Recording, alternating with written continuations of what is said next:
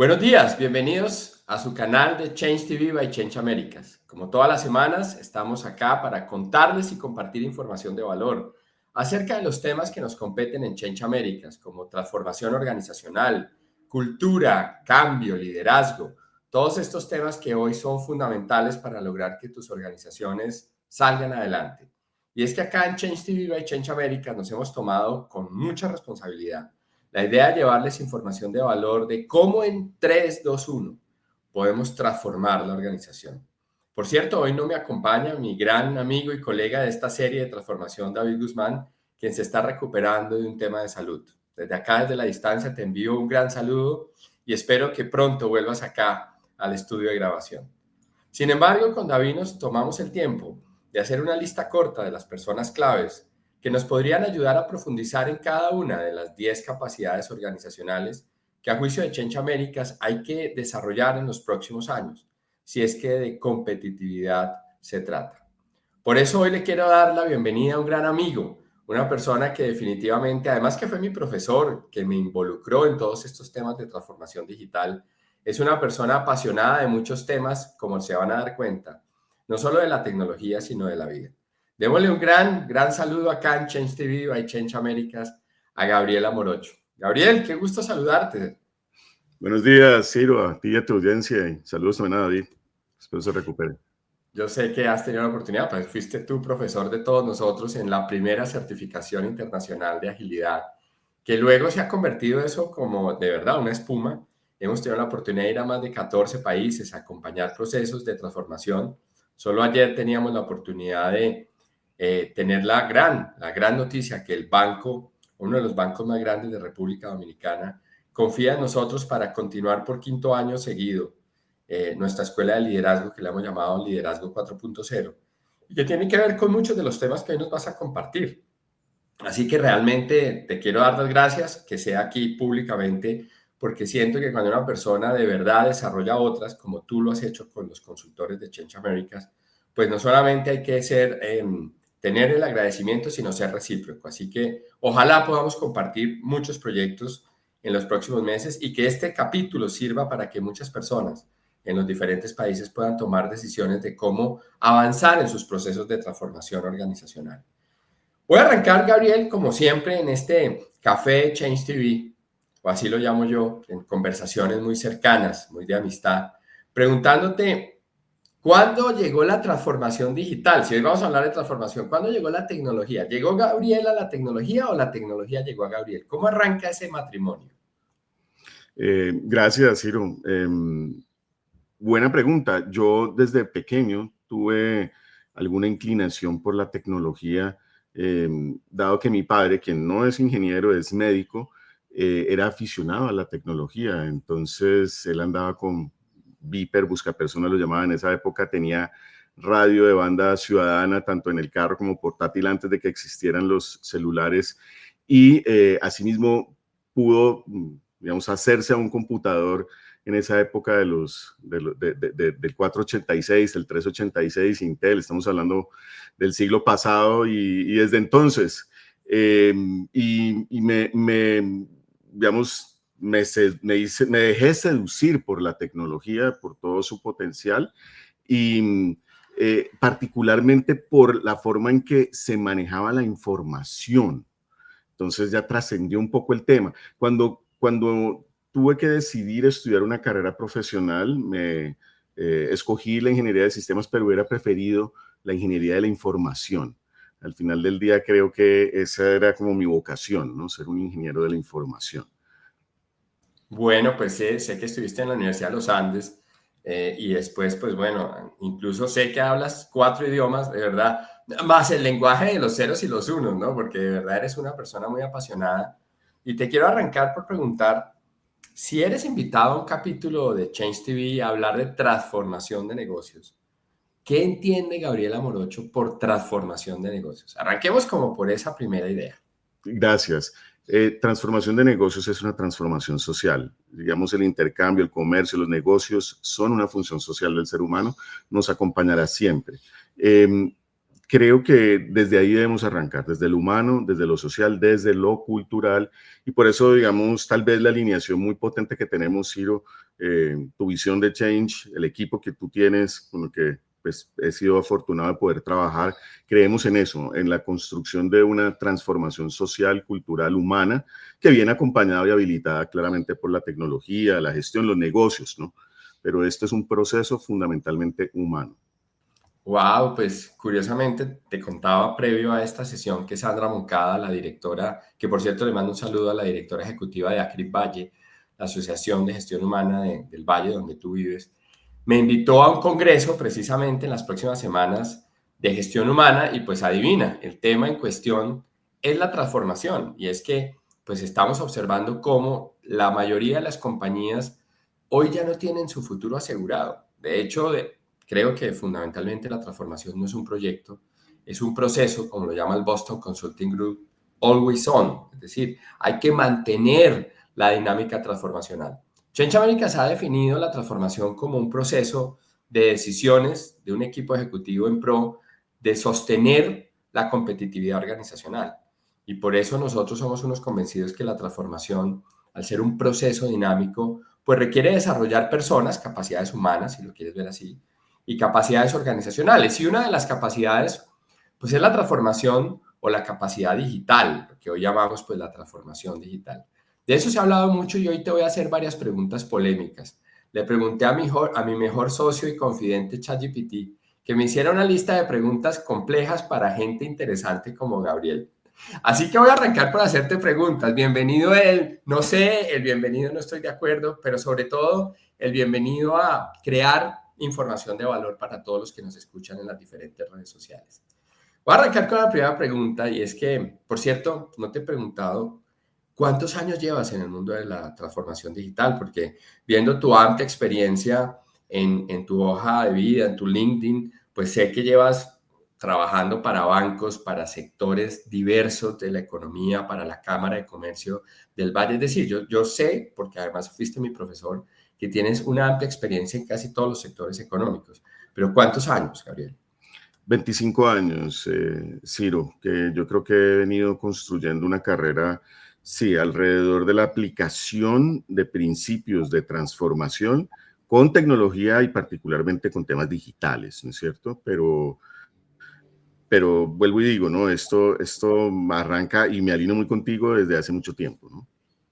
25, o sea que usted ya le voy a hacer esta pregunta, hay que hacérsela. ¿Usted considera que la tecnología y el desarrollo de la tecnología a la velocidad que vamos nos va a hacer más longevos? ¿Sí será que vamos a lograr vivir más del el promedio de los 100 años que dice Gabriela Morocho?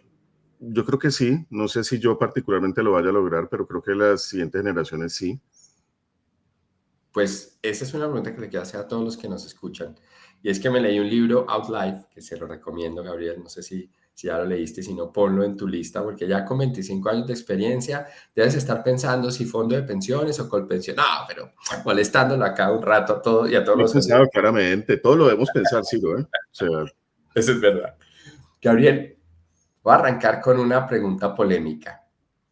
¿Qué hacer con la transformación digital cuando parte de la transformación está atentando contra muchas personas que no van a mantener su trabajo?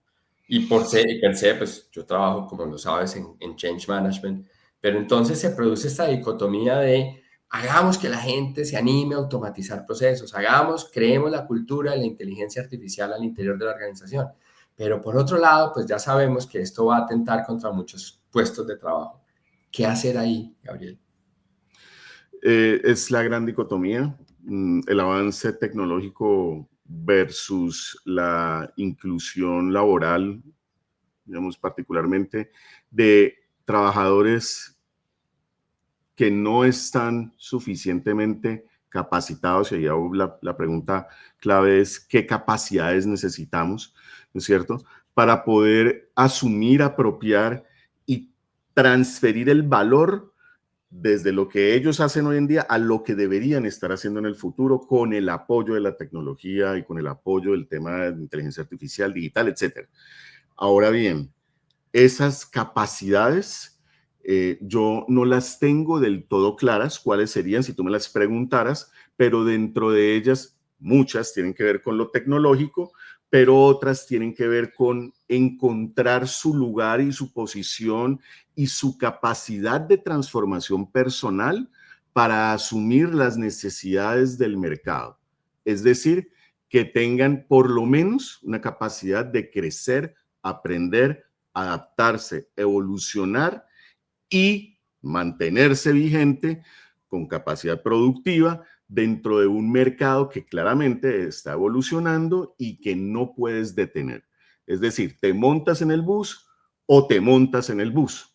Esa capacidad de ajuste, de aprendizaje continuo, creo que todos, independiente de la edad, de su nivel socioeconómico o educativo, muy importante, hago énfasis ahí, debemos procurar desarrollar. Me complemento, y es que en el capítulo 78 de Change TV profundizamos sobre el último informe del futuro del trabajo del Foro Económico Mundial, y ellos plantean 28 competencias claves a desarrollar en los próximos 5 años, y la primera es pensamiento crítico. Y cuando tú haces clic y le preguntas a, por ejemplo, ChatGPT o a Gemini, como para darle publicidad a otro, ¿qué significa esto de pensamiento crítico? Pues tiene que ver también con lo que has dicho de lifelong learning, de aprendizaje, ¿no? Precisamente estábamos con el vicepresidente de estrategia de Claro Colombia, Walter Borda, que le mando un saludo. No sé si vea estos capítulos, pero se lo mando un afectuoso saludo porque nos hemos hecho muy cercanos, y es que él nos invita a reflexionar en una compañía de tecnología como es Claro, si realmente estamos preparando. Y él habla de densidad del conocimiento, y es cómo lograr que una organización, por ejemplo, en este caso de 10.000, 11.000 personas, haya mayor densidad de conocimiento, haya mayor aprendizaje colectivo. De hecho, Google, en su famoso proyecto Aristóteles del 2016, buscando como esa salsa secreta de cuál es el elemento clave para cumplir OKRs y trabajar en equipos de alto desempeño, pues habla de la inteligencia colectiva y de lograr que cada personita diariamente tenga hábitos de aprendizaje. Así que me gusta lo que planteas, porque definitivamente la tecnología va a seguir evolucionando a pesar de las personas. Y esto es algo que tenemos que asumir, hacer el duelo. O sea, esto no es una cosa o la otra. Gabriel, en ese sentido, ayer estaba con Camila, la vicepresidenta de Tesorería del Banco Itaú, y pues tú sabes, tú y yo tenemos incluso un grupo aparte para hablar de todo lo que nos apasiona, que son las inversiones.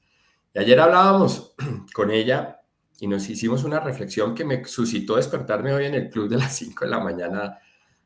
¿Por qué? Porque ella me decía, mira, Ciro, en el 2012, el Bitcoin, tú que te encantan las criptos y todo esto, estaba en $4,72. Es decir, que si una persona hubiera invertido $1,000 en Bitcoin, que sí los hubo, hoy tendría 11,72 millones de dólares por cada $1,000 invertidos. Una cosa bárbara. Así que, pues, esta mañana me desperté queriendo hacerte una pregunta, y es, la transformación digital es algo que está acelerándose muy rápido, la obsolescencia tecnológica va muy rápido, pero pareciera que todas las inversiones que uno debería hacer en una organización, o la mayoría de ellas, deberían apuntar a tecnología. Desde tu punto de vista, ¿invertir en tecnología propia o invertir en tecnología de terceros a través de ecosistemas? Una pregunta no nada fácil para una transformación digital. ¿Qué opina Gabriel al respecto? Creo que hay que encontrar el equilibrio, el balance medio en una visión de dónde está la compañía y a dónde quiere ir. No solamente desde lo tecnológico, claramente es importante, sino desde su propósito, su porqué, su posición de generación de valor en el mercado. La tecnología debe alinearse hacia allá. Ahora bien, tú me dices, si construirla internamente o comprarla, yo creo que se necesita híbrido, se necesita de las dos cosas. Se necesitan construir capacidades únicas y diferenciadas en tecnología internas que perduren, que sea un activo de la organización, un activo de capital intelectual, digamos, de conocimiento de la organización, pero que además se nutra de tendencias, nuevas formas de aproximarse, métodos, llamémoslos, ¿no es cierto?, de tecnología que están en el mercado, que conocen externos, pueden ser consultores, pueden ser aliados, pueden ser incluso competidores, algunos, digamos, directos o no, pero también hay que tener una visión sobre lo que está pasando, la tendencia y hacia dónde va la tecnología y probar, Ciro, creo que eso lo tenemos ya muy claro y tú también lo promueves, hacer pequeños experimentos y probar, es decir, darse la oportunidad de seguir construyendo esa capacidad interna haciendo pruebitas, pequeños experimentos de esa capacidad externa y haciendo como esa transferencia entre lo que hay afuera en el mercado versus mis fortalezas tecnológicas en mi organización con mi talento. Ok, entonces me surge una pregunta, pareciera interesante el planteamiento tuyo, y me surge una pregunta que todos los días, pues digamos, me recorrí. Trabajando en implementaciones de Salesforce, uno de los grandes ejecutivos de una compañía en Colombia me hizo una pregunta y era si definitivamente la tecnología hay que cuidarla de acuerdo al estándar, en este caso, por ejemplo, de una plataforma como Salesforce, o hay que apostarle a hacer desarrollos para mantener ventajas competitivas en tu negocio a través de la tecnología. La pregunta del millón, Gabriel, ¿qué opina usted frente a personalizar o estandarizar? Es excelente la pregunta. La estandarización ayuda a la alineación en procesos y a la reducción de desperdicio. Pero la personalización que se requiere, digamos, ¿sí?, es la tendencia hacia el mercado con digamos, el cliente final, el usuario, quien debe ser atendido en términos cercanos, amables, con profundo conocimiento de sus problemas, requerimientos, necesidades, motivaciones. Entonces, una vez más, y puede que con esta pregunta trate de empatar, o con la respuesta trate de empatar un poquitico, ¿no es cierto? Estandarizar procesos al interior de la compañía, pero personalizar canales, atención, interacciones y relaciones con el mercado, particularmente con clientes y aliados, ¿no? Ok, me gusta mucho. Yo no sé si es que así responden todos los ingenieros, pero me gusta mucho que usted dice depende. Y bueno, sí, porque al final pareciera que es muy difícil apostarle a a un solo planteamiento. Y acá sí le voy a hacer una pregunta que usted me tiene que dar una respuesta directa. Tajante, ¿sí o no? Ajá. Binaria, diría usted, binaria. Si usted tuviera $1 millón en una compañía en su presupuesto de CAPEX para el 2025, pensemos $1 millón como base, o sea, no sé si sea mucho o poco, eso depende de la compañía, pero y usted tuviera que recomendarle a la compañía invertir ese $1 millón, ¿cuánto de ese millón invertiría a tecnología orientada a experiencia de cliente? ¿Y cuánto de ese $1 millón invertiría o usted recomendaría invertir a eficientar procesos?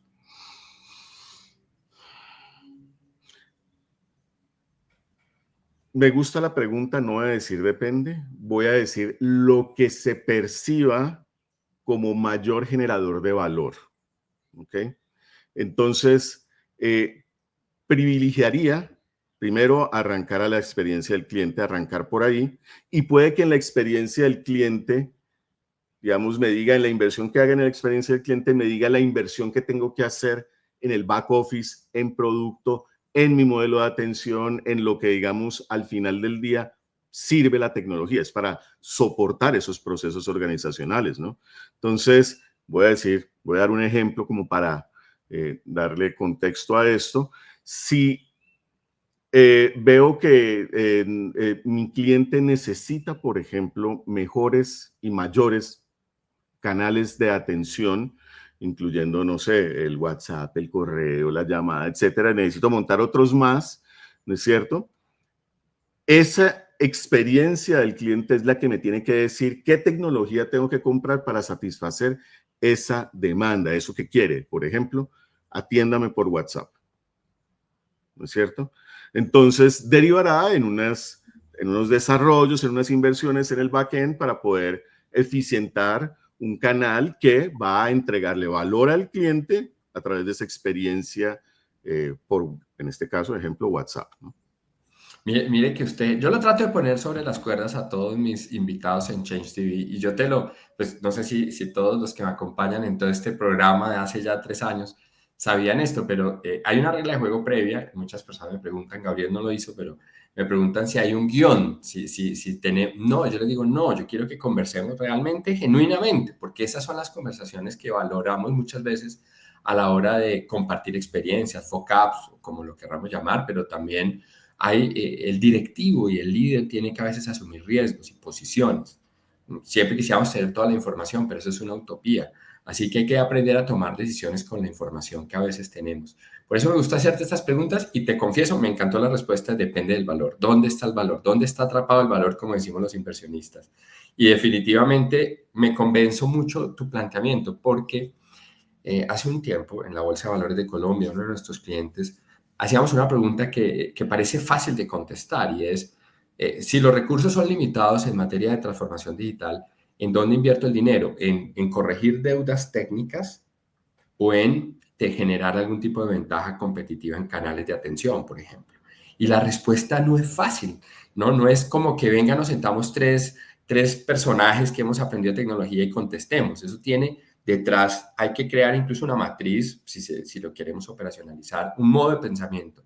Y por eso yo llegué, Gabriel, al tema del valor.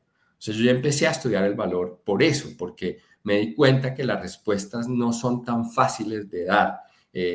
Cualquier persona puede asesorar y puede decir tres bobadas, pero a través de tus respuestas tú puedes crear mucho valor, desatar el valor. Mira Palantir, máximos históricos, una compañía que sigue creando valor. Ayer tuvo una corrección del 8%, pero eso le pasa a todas las grandes. Nvidia, una compañía que se ha potenciado, la tercera compañía con mayor capitalización bursátil basada en modelos de plataforma de tecnología.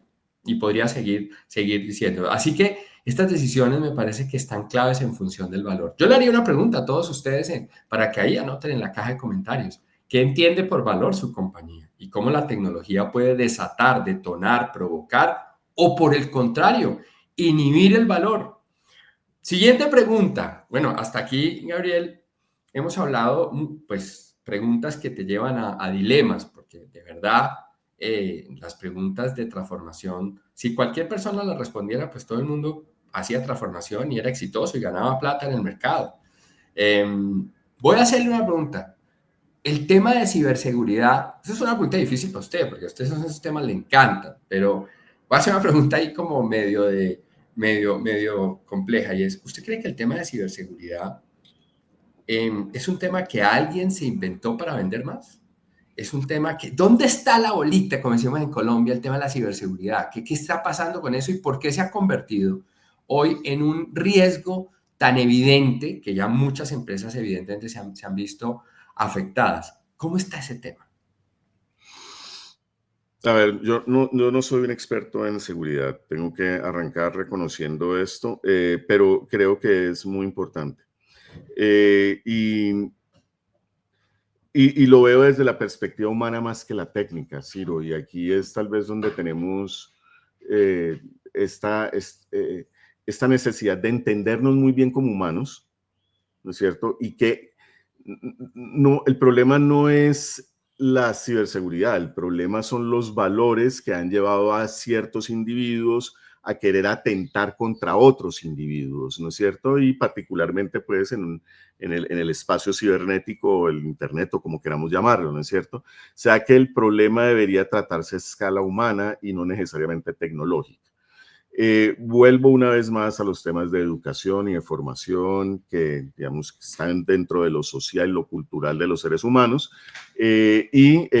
pues reconociendo esas desviaciones en valores o morales o como quieras llamarlo, digamos, esa es otra conversación, pero esa desviación que quisiera agredir o atacar a otros, ¿no es cierto?, en el ámbito tecnológico, pues es solamente función de los demás protegernos. Y protegernos es a través de una conciencia de las inversiones que debemos hacer. Ahora bien, entre mayor desarrollo tecnológico hagamos, mayores oportunidades para vectores de ataque a esos desarrollos tecnológicos. Entonces, no creo que sea un negocio, digamos, que sea autoinventado, digamos, sino que es el desarrollo tecnológico obliga necesariamente a protegerse de estas, voy a llamarlas así, ineficiencias humanas, llamémoslo así, por llamarlo de alguna forma, ¿no? Para no ofender susceptibilidades, sí, sí, de que digamos, se manifiestan en actividades criminales, ¿no? Sí, sí. Entonces, pues trato de ser muy cuidadoso con el lenguaje, pero pues es algo que nos toca defendernos de algunos que infortunadamente quieren hacernos daño, ¿no? No, y está buenísimo. Mira que ayer, precisamente en LinkedIn, estaba leyendo a una conferencista increíble. Te voy a mandar el paper y a todos los acá en YouTube lo voy a subir, de Pilar Ibáñez, que es una PhD en psicología que me gusta mucho sus artículos. Él estaba leyendo precisamente sobre el tema de la ética y la tecnología y todo lo que hay alrededor, pero me gusta mucho que dices claramente la tecnología, a la tecnología también se le ha transferido pues parte de todos los problemas éticos que tiene el ser humano. Y eso es cierto, y por eso creo que hay que seguir educando en ética y hay que seguir educando en las organizaciones. Es un error pensar que a punta de tecnología resolvemos todos los problemas, porque al final la tecnología convive con los sesgos, convive con las emociones de las personas. En fin, acá sobre eso podríamos hacer un solo capítulo. De acuerdo. Siguiente pregunta bien compleja, porque usted posiblemente es juez y parte, pero se la voy a hacer. El agilismo. Entonces llega todo ese boom de la agilidad y Safe y Scrum y Design Thinking y todos estos temas. En estos días escuchaba al presidente de un banco decir, ese tema de la agilidad vino, desordenó, eso puso a todo el mundo a hablar de cosas, pero al final no generó valor. Para usted la agilidad llegó para quedarse, la agilidad va a pasar como pasaron muchas teorías administrativas, la agilidad debería ser una capacidad como lo plantean algunos, Change Américas es uno de ellos, y se lo pregunto porque creo que la agilidad mal implementada, como cualquier metodología de mejoramiento continuo, pues no es el problema es la mala implementación. Pero quiero escucharlo a usted. La agilidad ya se fue, la agilidad viene con toda, o como cuando el Bitcoin estaba a $20,000, que habían crypto believers que decían eso hasta el infinito y más allá. Después hablamos de Bitcoin, que sabes que es un tema que me apasiona, pero en relación a tu pregunta directa, la agilidad llegó para quedarse y puede mutar, transformarse, pero como concepto está aquí para quedarse.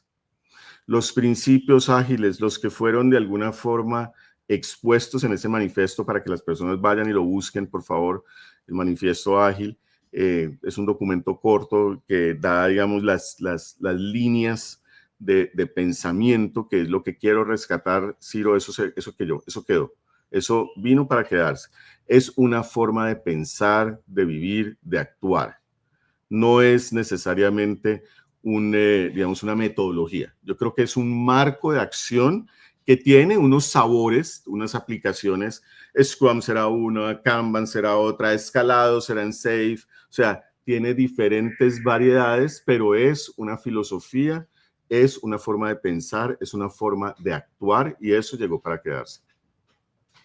Óyeme, pues me gustaría que los colegas que nos están escuchando en los diferentes países me contaran cómo van las implementaciones de marcos de trabajo ágiles, pero me encanta lo que dices y es que la agilidad es un mindset y yo soy convencido de eso, pues por algo trabajo en Change Américas y soy un convencido de desarrollar esa capacidad en las personas.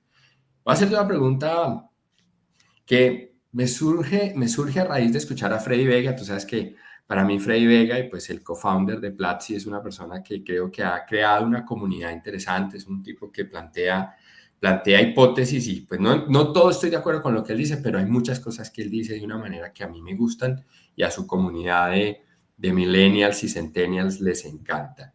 ¿Tú crees que las empresas deberíamos pagar incentivos monetarios? Es decir, reconocer en términos monetarios a aquellas personas que utilicen, por ejemplo, inteligencia artificial en el día a día o desarrollen capacidades digitales buscando acelerar la transformación digital. No, no creo. No. No creo. Incentivos monetarios, no creo. Abiertamente te digo, no creo en eso. Creo que puede ser a ver, hagamos un pensamiento basado en principios, ¿no es cierto? Creo en los incentivos. profundamente creo en los incentivos. Y puede haber mucha gente que se motive por los incentivos monetarios.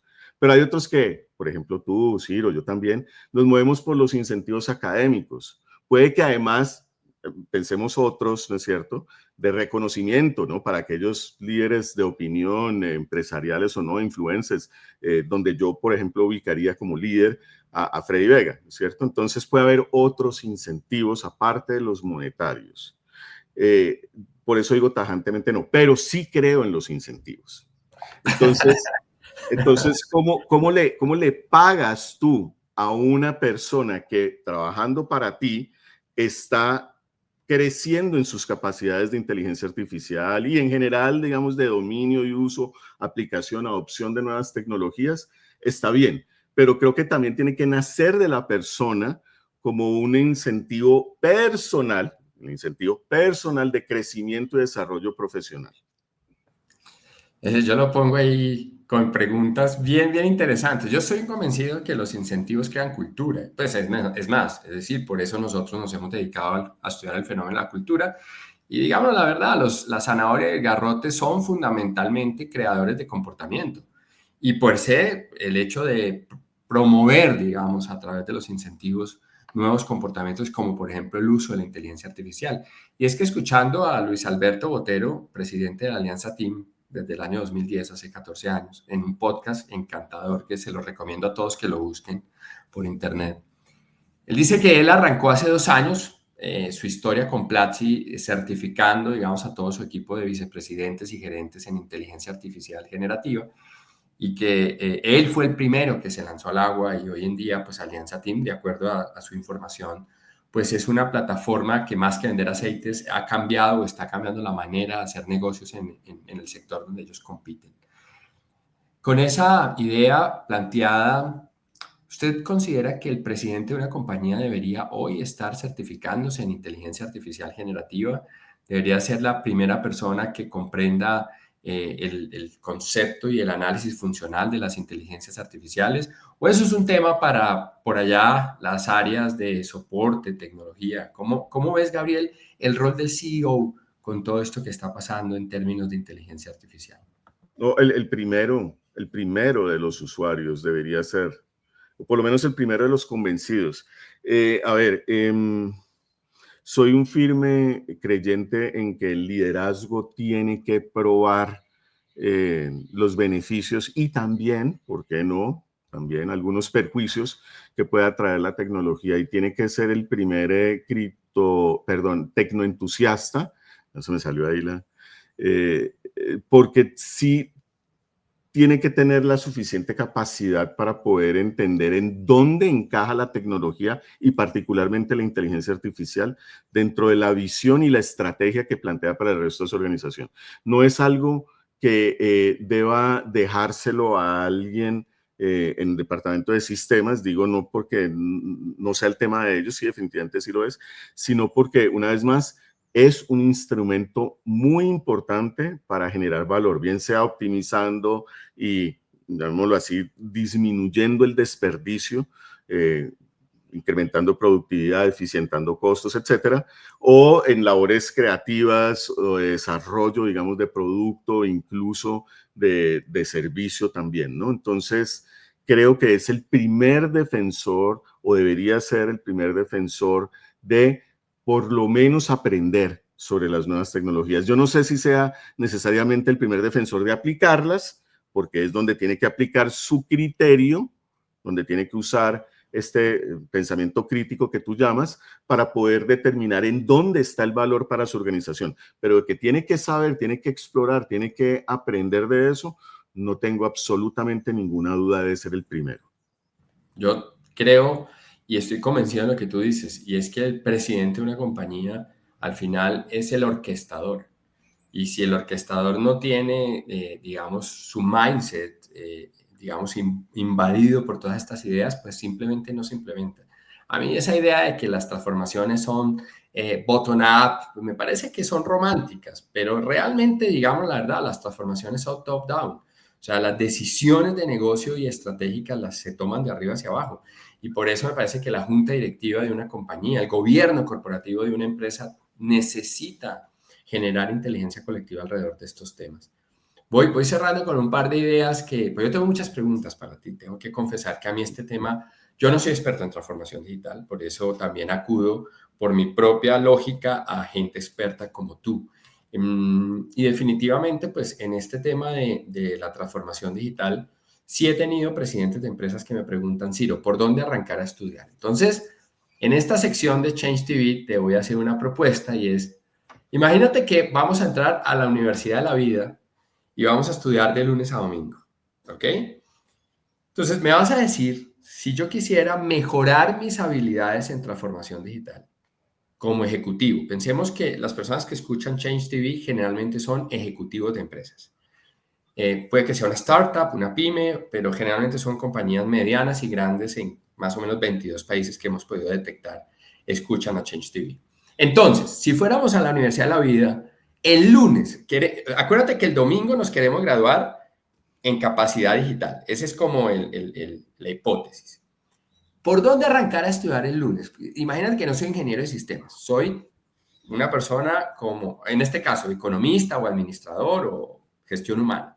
El lunes, ¿con qué arranco a estudiar? Yo creo que deberías arrancar a estudiar los insights de tu negocio, los insights, digamos,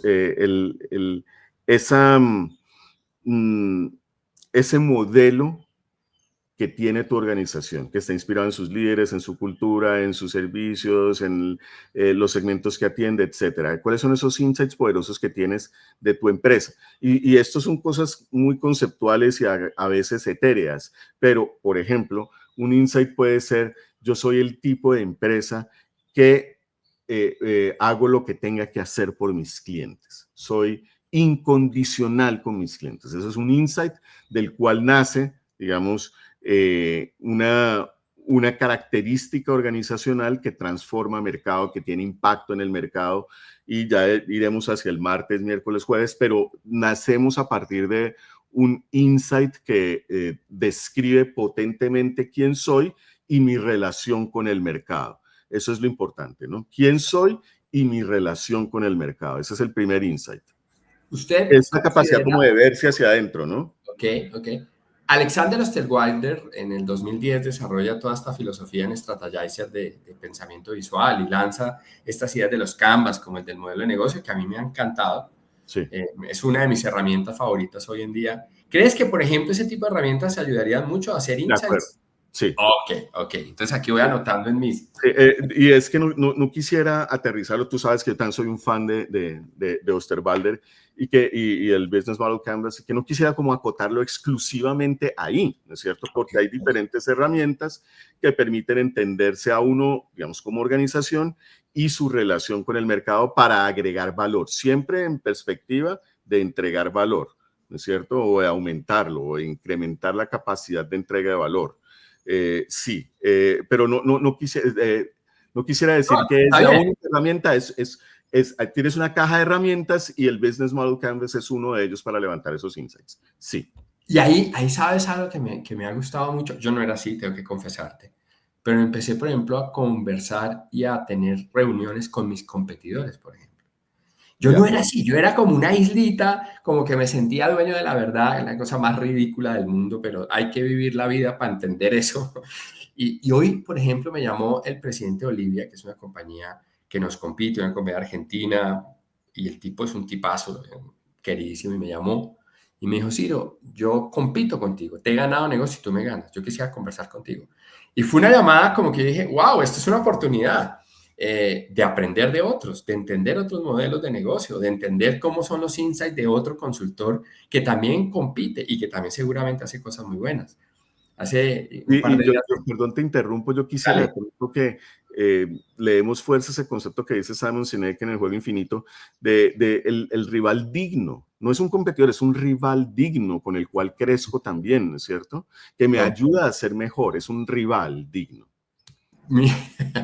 En estos días nos tocó cofacilitar un workshop de equipos de alto rendimiento con Ernesto Usher, que es el CEO de RBL para varios países. RBL, para que sepas, Gabriel, es la empresa de Dave Ulrich, posiblemente uno de los 5 top gurús de talento humano de Estados Unidos. Wow. Y él me decía, tuvimos que cofacilitarlo porque el cliente nos puso a hacer eso. Y al principio, pues un poco incómodos porque cada uno como que ve la vida, él tiene 35 años de experiencia, yo tengo 25 más o menos voy a cumplir. Y yo me acuerdo que nos mirábamos así como, y salió muy bien el taller y él me dijo exactamente lo mismo que tú. Es un rival digno porque definitivamente, y Simon Sinek, que es un tipazo, que por cierto tiene la charla TED más vista, ¿no? Por algo lo hace, ¿no? ¿Sabes qué libro regalamos? Por cierto, hablando del lunes, regalamos el libro Los líderes comen al final. ¿Ya te lo leíste de Simon Sí, Sinek? por supuesto. ¿Lo recomiendas? Por supuesto que sí. En general Buenísimo. recomiendo todos los de Simon Sinek. El empezar por qué me parece que es. Es un tremendo libro, todos esos. Martes, entonces, listo. Lunes me gustó, vamos a entender el negocio. Y entre otras cosas, soy convencido que cuando tú entiendes mejor el modelo de negocio, entiendes los insights, como los dice Gabriel, hay más criterio. Martes, ¿por dónde estudiar transformación digital, capacidad digital? Bueno, uno de estos insights tiene que, o algunos de estos insights tienen que llevar a impacto, a una reflexión sobre el impacto, ¿no es cierto? O sea, ¿qué impacto va a tener esto sobre mi negocio? Este insight que puede llegar a ser incondicional con el cliente, ¿no es cierto? ¿Qué impacto quiere decir eso? El impacto no solamente en términos de ingreso o potencial de ingreso, ¿no es cierto? O generación de valor monetario, sino también en reducción de costo, por ejemplo, o en posicionamiento de marca, o en satisfacción del cliente o en satisfacción de mis colaboradores. En fin, hay que tratar de ubicar esos insights, qué impacto de negocio pueden tener en virtud de su capacidad de generación de valor o de reducción de desperdicio. Mira, nosotros utilizamos la filosofía del cubo de valor, que pues, no tiene un autor particular, es la suma de varios autores. Gartner nos ayudó mucho a darnos, digamos, como criterios sobre el tema. Me gusta mucho porque, digamos, aprenderse a preguntar qué genera impacto. De pronto los economistas hace 20, 25 años, todo lo hablábamos a través del EVA y la valoración económica, pero tú nos estás abriendo la mente y nos estás diciendo, sí, te interpreté bien, hay un impacto en muchos grupos de interés. Es En decir, muchos stakeholders. no te puedes circunscribir a generar, digamos, un retorno a la inversión al accionista, que per se es, por supuesto, en una empresa de tipo privado es fundamental. En una empresa de tipo público, pues un retorno de inversión al ciudadano. Pero me gusta mucho tu idea. Vamos como, oiga, usted y yo deberíamos hacer más negocios en el día a día. Sí, Miércoles. estoy esperando. A ver, miércoles, es importante ahí entender que vamos a ir progresando a graduarnos, ¿no es cierto? E ir acercando desde los planos conceptuales a través de método al mercado, ¿no? Entonces, necesito encontrar escenarios de aplicación después de saber cuál es el impacto, escenarios de aplicación, ¿no es cierto? Esos escenarios de aplicación, pues seguramente muchos de ellos serán inspirados digamos, en mis experiencias como organización ya pasadas, pero muchos también pueden ser experimentales, ¿no es cierto? Con otros segmentos, en otras geografías, con otras líneas de producto o de servicio. Entonces, imaginarnos escenarios, ¿no? Para, digamos, satisfacer esos impactos que hemos visto el día martes, ¿no?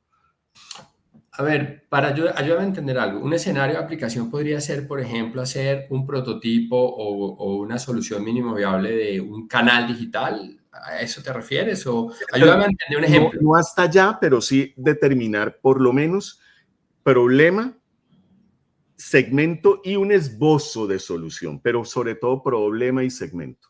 Es Ok, decir, que un segmento determinado, imaginemos, no sé, voy a decir mi segmento oro, que son clientes de alto valor, el top 20% de mi cartera, etcétera. Ese segmento lo elijo, lo escojo y además veo cuáles son sus problemas, digamos, los retos o necesidades que esto tenga, ¿no es cierto? Puede ser ese segmento un cliente o puede ser, vuelvo y digo, un aliado o algún otro grupo de interés, ¿no es cierto? Puede ser incluso empleados de mi compañía, ¿no? Entonces es importante entender el segmento y cuál es su situación problemática, llamémosla, sus retos, sus desafíos, ¿no? Los que enfrentan. perfecto. Es como Ok, el establecer ese escenario, ¿no? muy bien. Ok, bueno. Mira que estuvimos en Guatemala con un gran cliente que es el Ingenio La Unión, Álvaro Ruiz, su presidente. debe estar hasta ahora grabando este capítulo en Dubái. No sé si, yo no sabía que en Dubái se reúnen todos los azucareros del mundo, los más relevantes del mundo: Brasil, India, Guatemala, Colombia. Bueno, creo que Colombia no va, pero eso me contaban. Y se reúnen precisamente en pro a estudiar transformación y estudiar segmentos de la población, porque evidentemente hay un segmento de la población que vienen haciendo que está en contra del azúcar. Y eso no es un tema menor. Ellos, pues claramente, a veces uno piensa y dice, ¿será que la gente de verdad va a dejar de consumir azúcar? Eso tiene demasiadas discusiones. Ellos saben mucho más de eso que yo, por supuesto. Pero ¿por qué te cuento del tema? Porque me gustó mucho que Álvaro nos puso a pensar en términos de transformación en nuevos segmentos.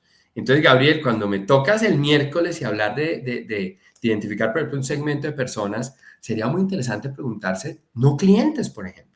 No O sea, clientes. ¿por qué hay no Claro, clientes que no te compran? claro, no Interesante. clientes, por supuesto. Miércoles. Quiero ir a su clase el miércoles, por favor. Primera, aquí ya lo anoté para ir a su clase. Jueves. ¿Por dónde trabajaría el jueves? Jueves. Ya debo acercarme a esos, digamos, potenciales segmentos que tienen el problema y tratar de armarle un caso de negocio, para que lo hablemos en lenguaje muy sencillo, un caso de negocio que satisfaga con una solución esos problemas que tienen ese segmento, ¿no? Entonces, ese caso de negocio, ese business case, ¿no es cierto? Vamos a tratar de acotarlo ahí sí a un producto mínimo viable, como tú ya bien conoces, que es el mínimo conjunto digamos, de funcionalidades que resuelve un problema, el mínimo conjunto de funcionalidades que resuelve un problema para un segmento. ¿Ok? Entonces, ese business case es tratar de acotar una solución que después vamos a buscar crearla en un piloto prototipo, en un producto mínimo viable. Ok, o sea, tu narrativa va de lo macro a lo micro, o sea, tú De vas acuerdo. construyendo insights, identificando ventajas o oportunidades y riesgos Sí. para ir cayendo ya. En este caso, el jueves tendríamos que asesorarnos de un financiero, tal vez, y de gente como tú que ayuda a construir el caso de negocio. Yo no sé si necesariamente tenga que ser así. Ese caso de negocio es una primera hipótesis, llamémoslo. ¿Sí? Ok, bien. Ese caso de negocio es una primera hipótesis que tú vas a llevar a mercado a probar o desprobar. O sea, que tú recomendarías, como mínimo, para el jueves hay que estudiarse antes de llegar a clase a Lean Startup. De O sea, acuerdo. Por lo ok, menos eso. Sí. por lo menos. Muy bien. Sí. Claro que si él es el profesor, lo ponen a estudiar como 70 libros. Tengan Sí, cuidado. pues no, ojalá sea menos, pero ahí está ChatGPT. Puedes tener una conversación con la inteligencia artificial y vas aprendiendo, ¿no? El viernes, antes de irnos a tomar cerveza en el hueco, como llamamos en nuestra época en la universidad, Sí. el viernes, ¿qué hay que estudiar? El viernes ya hay que hacer, no hay que estudiar. O hay que aprender haciendo, más bien. O sea, ¿usted cree que hay un laboratorio digital, por ejemplo? Yo creo que hay que salir a mercado y preguntarle a ese segmento que tiene ese problema si mi solución, mi hipótesis, mi caso de negocio le es útil. Óyeme, o sea, hacer market and product fit. De acuerdo, ahí mismo, afuera, vamos a validar. Ok, para los que tal vez están involucrándose en esto, grabaremos un capítulo solo para hablar de innovación y me encanta esta idea de hacer el product fit. Yo te cuento que mi socio, pues tú lo conoces porque fue alumno tuyo, Iván Mayorga, vive en Miami hoy en día y se la pasa todos los días en coworkings, literal. O sea, esto fue una recomendación de un inversionista. No tengan oficinas, tengan coworkings y pásense rotando conociendo gente. Y todo el mundo habla de market fit, todo el mundo habla de product fit. O sea, es como el lenguaje, no del viernes, de todos los días. Me gusta mucho salir. Mira que trabajando con Ecopetrol, ellos tenían un programa que se llamaba 100%, 100 problemas por 100 startups. Y era, yo tengo un problema, voy a salir al mercado a preguntarle a 100 startups, filosóficamente, ¿cómo me ayudas a resolver ese problema? ¿Cómo lo está resolviendo otro? Innovación abierta. ¿Es un problema real? ¿Es un problema que generaría valor en mucha gente? Bueno, sábado y domingo. Para cerrar sábado y domingo, ¿en qué se enfocaría Gabriel? Bueno, entonces imaginemos que ya he validado, porque el objetivo es aprender con este producto mínimo viable, este prototipo, si esa solución es apropiada o no por el cliente. Estamos hablando todavía del viernes, ¿no es cierto? el sábado debería estar ajustando lo que ya aprendí, preparando para escalar, ¿ok? Y escalar con propósito, ¿no es cierto? Es decir, tengo que retomar todo lo de la semana y el sábado lo tengo que ya consolidar en una solución que sabemos voy a escalar. Voy a escalar ya a un segmento mayor, más grande, a otra geografía, a otro país, qué sé yo, o a otro segmento de mercado. Bueno, en fin, lo que tú nos mencionaste puede ser otro no cliente, ¿no? Escalar. Oye, en términos de escalamiento, bueno, hasta aquí, ¿algún libro que tú recomiendes que a ti te ha marcado, alguna literatura o un podcast o algún generador de contenidos que tú digas, Ciro, mira, de todos estos temas, estúdiate a tal o algo en particular? Para el tema de escalamiento, y dependiendo obviamente de la compañía, pero si es una compañía ya consolidada que es juiciosa haciendo este proceso, o sea, ya ha venido recorriendo la semana de manera disciplinada, tal vez Blitzscaling, que creo que tú lo has leído, Sí, Blitzscaling, sí, sí, sí. también. Sí, nosotros somos unos apasionados. De verdad, el tema de escalamiento nos ha costado mucho comprenderlo porque el mindset de los latinos no es para escalar. O sea, Es cierto, nosotros nos cuesta mucho pensar en cómo crear 1 millón de clientes. sí, Y sí. esas fueron las preguntas que nos han hecho en los CFOs allá en Miami y eso fue espectacular porque todos arrancan por la misma pregunta y es ¿cómo escalas tu negocio? O sea, ¿cómo logras tú ser el Netflix de tu negocio? Y eso no es fácil contestarlo. De Así que acuerdo. el sábado voy a tener que habilitar esa materia. Y el Sí. domingo, ¿cómo se gradúa? ¿Cómo se pone uno en la insignia digital? Se gradúa como el domingo, que es un día de reflexión, es un día de conciencia, de reflexión de lo que he hecho durante la semana, de lo que he aprendido, de lo que he aprendido porque he fallado muy seguramente, y de lo que voy a corregir para la siguiente semana, Ciro. Entonces, creo que ahí involucramos el concepto de la reflexión, de la de alguna manera de la autocrítica y el análisis de lo que he hecho bien, hecho mal, para poder mejorar, ¿no? Que es, al final del día, lo que buscamos, ¿no? Emprender un ciclo de mejoramiento. Yo soy convencido hoy del rol del coach agile. Me Ujú. enamoré de esa idea, me autoproclamé coach agile de muchos de mis clientes. Precisamente creo que el domingo reflexivo está buenísimo. Tú hablas mucho de las 5 S y de las metodologías, digamos, Lean, porque ese es tu lenguaje también. Me gusta mucho que lo plantees así. Oye, pero me quedó una duda. ¿Y entonces en dónde quedan las materias propiamente de estudiar bits y bytes? ¿Eso qué? ¿Se lo No, ahí morocha o llamas qué? a los ingenieros, ahí llamas a los ingenieros. Están Ah, ahí presentes, están ahí todo el tiempo, digamos, las empresas hoy no pueden pensarse como una capacidad diferente, lo digital y lo tecnológico, es una capacidad core del negocio, todos los negocios van a terminar siendo digitales, Ciro, tú lo sabes. perfecto. Todos los negocios van a terminar siendo digitales. Entonces, digital no es una arista, no es algo que esté pegado, no, está dentro del core de la organización. Y si naces digital, como puede ser, digamos, todo lo que hemos visto hoy en día, y no vamos a dar todos los casos, pero ya lo sabemos, los nombres como como Uber, perdón, como Airbnb, etcétera, todos estos modelos de negocio nacieron digitales. Pero Netflix, por ejemplo, fue uno que no nació digital. Yo conocí Netflix cuando era un catálogo por correspondencia. O sea, sí, y entregaban DVDs. Esa era la gran innovación, era que uno iba a Blockbuster, por VHS y por betas y esas cosas, ¿no es cierto? O sea, por, ¿cómo se llama eso? Los cassettes, ¿no es Sí, cierto? sí, sí, los cassettes, La correcto. gran innovación de Netflix en su momento es que ya no tengo que ir a un establecimiento, sino que los pido por catálogo y me llegan ya no en cassette, sino en CD, en DVD. En DVD. Esa es la gran innovación. Oye, me hiciste acordar esa historia de que Netflix se le ofreció a Blockbuster es un icónico de las Sí, historias de fracaso o de éxito, porque sí. realmente uno ve la acción Dependiendo para quien lo veas, ¿no? Sí. Oye, se me acaba el capítulo. De verdad, yo les confieso, yo el que más aprendo haciendo esto soy yo mismo. Yo me llevo muchas reflexiones. Como grabo normalmente los viernes, me encanta porque los fines de semana me pongo a revisar en ChatGPT todas las recomendaciones de mis invitados. Voy a cerrar con dos preguntas. Peter Damianis, que pues seguramente es parte de lo que todo exitoso en transformación digital tiene que estudiar, porque además pues de ser el co-founder de Singularity University allá en Silicon Valley, que por cierto les recomiendo, les peguen una revisada a esa universidad porque tiene una frase que me encanta y dice, mientras todos los demás están tratando de certificar y acreditar sus productos, yo no acredito nada porque mientras unos acreditan, ya el mundo cambió. De Peter acuerdo. Damiandis dice una cosa y esa es mi penúltima pregunta.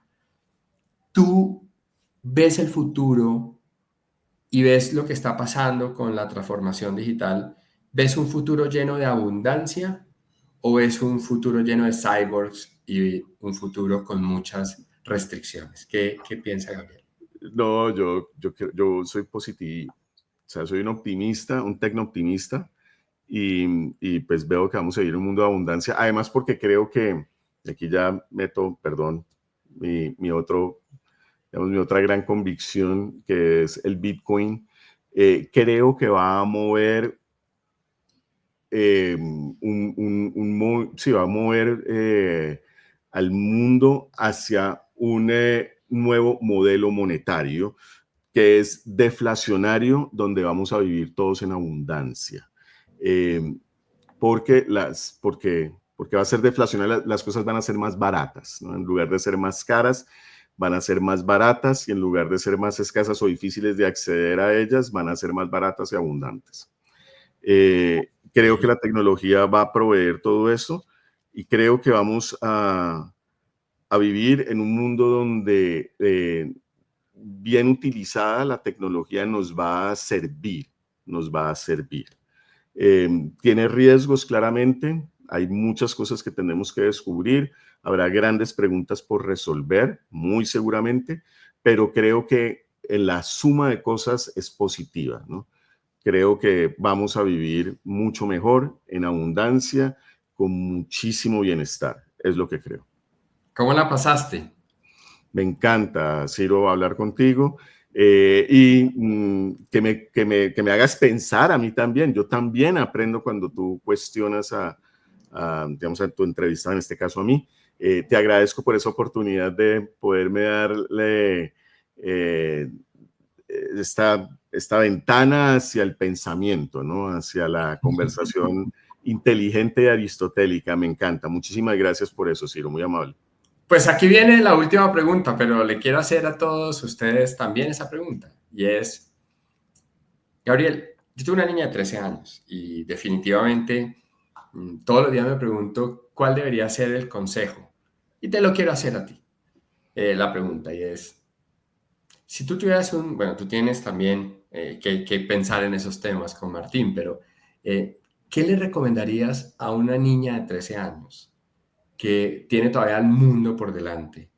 Y cómo aprovechar todo esto que está pasando en la transformación digital para beneficio propio de su familia futura, de nuestra familia actual y de ser un ser de bien, pero ¿qué le recomendarías? ¿Qué estudiar? ¿En qué enfocarse? ¿Qué diría Gabriela Morocho? Y con eso cierro el capítulo de Change TV by Change America del día de hoy. Bueno, yo les recomendaría a la generación alfa, que es la que me estás hablando, ¿no es cierto? Los nacidos entre, digamos, del 2010 al 2020, ¿no? Más o menos esa es la generación alfa, ¿no? Tu hija y mi hijo caen allí. Que primero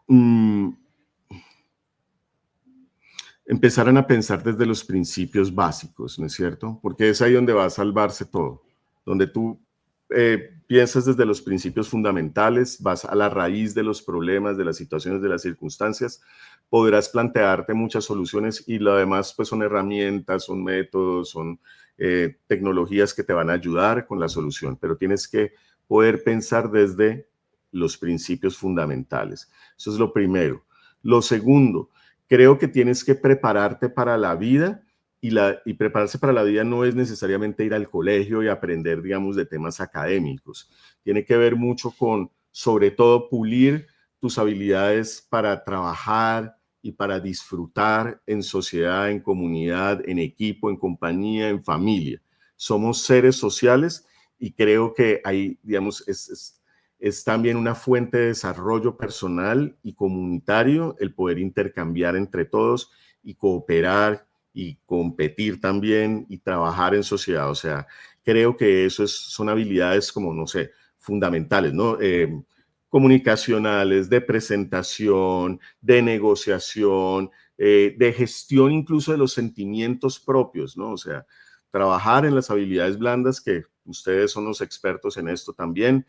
A mí me encantan porque ustedes trabajan desde el ser, pero también desde el hacer y el conocer, ¿no es cierto? Entonces, es un poco hacia allá también mi respuesta. Y finalmente les diría que salgan a jugar más en la calle, al aire libre, que se mojen con un hidrante. ¿Quién no? O sea, ¿qué es eso? ¿Qué es un hidrante y quién se? Yo me mojé con un hidrante. Yo me escapaba en bicicleta solo por las calles del barrio. Yo iba y me aventuraba en el bosque, ¿sí?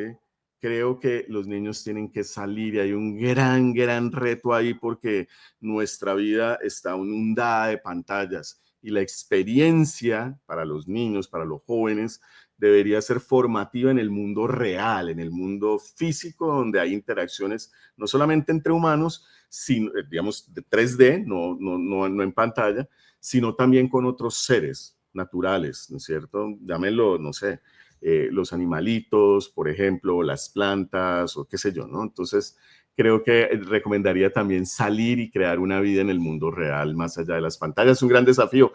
Muy difícil, además, porque les pedimos que arrancaran con pantallas porque, por ejemplo, mi hijo era un pandemial, ¿no es cierto? Él cuando empezó a ir al colegio, le dijeron, siéntese enfrente de un computador y haga Zoom, ¿no es cierto? Y es difícil, o sea, los mandamos ya por esa línea, entonces yo no voy a decir que haya que cortarles la línea, ni corregirla, ni nada de esto, sino complementarla con más experiencias.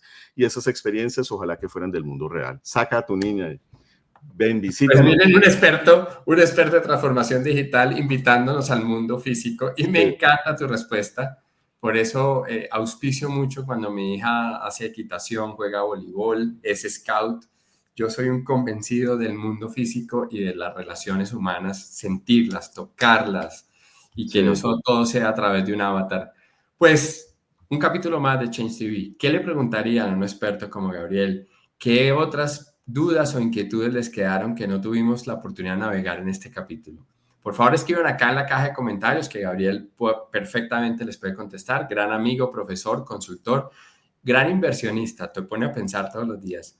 Amigo, qué orgullo y qué encanto estar acá contigo. Nos vemos en el próximo capítulo. Muchas gracias a ti, a tu audiencia y bueno, de verdad, muy contento de poder estar aquí compartiendo un poquito contigo, Ciro. Muy amable, muchas gracias. Chao, chao. Nos vemos en la siguiente sesión de Change TV.